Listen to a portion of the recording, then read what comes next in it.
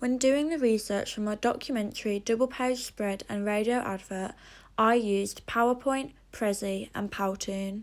When using PowerPoint, I created the presentation, What is the purpose of a documentary? I included different slides and embedded pictures. When using Prezi, I created the presentation of narrative structures. When doing this presentation, I explained narratives such as single-strand and multi-strand narratives, circular and closed narratives, and linear and non-linear narratives. I did this using examples of many other documentaries made. I used Powtoon to present the research for the channel to air my documentary on. When using Powtoon, I discovered this was the most difficult software I had used. Although creating the text was simple, I faced problems when trying to get my Powtoon onto Blogger. Although I overcame these difficulties by simply updating the software on the computer.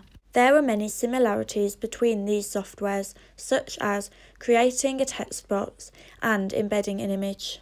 However, Powtoon differed quite a lot to the other softwares as it included many other moving parts such as characters and clip art animations. When doing my documentary planning, I used my mobile phone as a way to arrange interviews. I also used my mobile phone to take pictures of the booking sheets we took out when filming.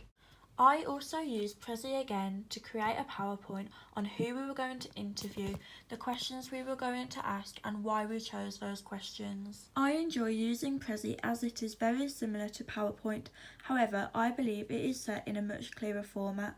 I also believe it brings a more animated way of presenting your ideas. When constructing my documentary, I used a camera, a boom mic, a clip-on mic and a tripod. I found it challenging using the camera and learning what all the settings meant. I also found it challenging to remember what holes to put the clip mic and the boom mic into when recording. I found this difficult because I'd never used this equipment before. I resolved these issues by simply just practicing over and over again every time when I was filming.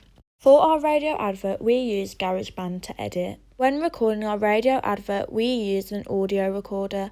This was very beneficial as it allowed us to start and stop if something went wrong. We then took these clips and edited them into a 60-second radio ad.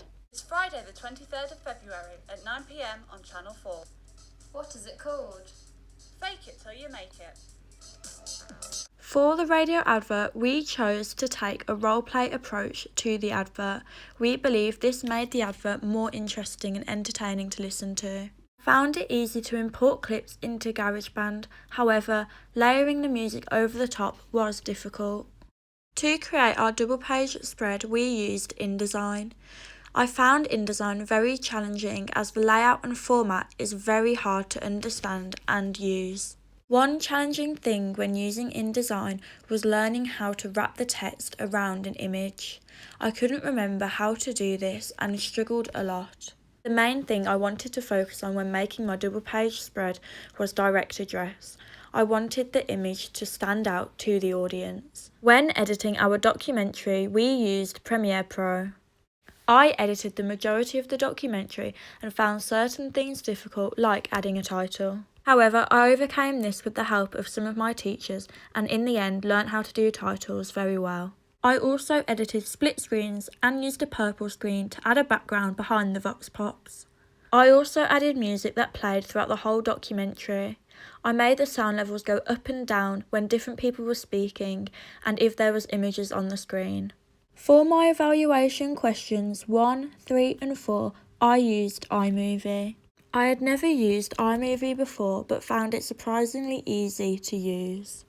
I found it extremely easy to use the voiceover button and voice over the majority of the questions. I also added in audio clips from my radio advert, clips from my documentary and pictures of my double page spread.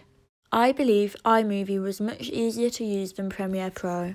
I believe Premiere Pro needed a complex skill knowledge and iMovie didn't.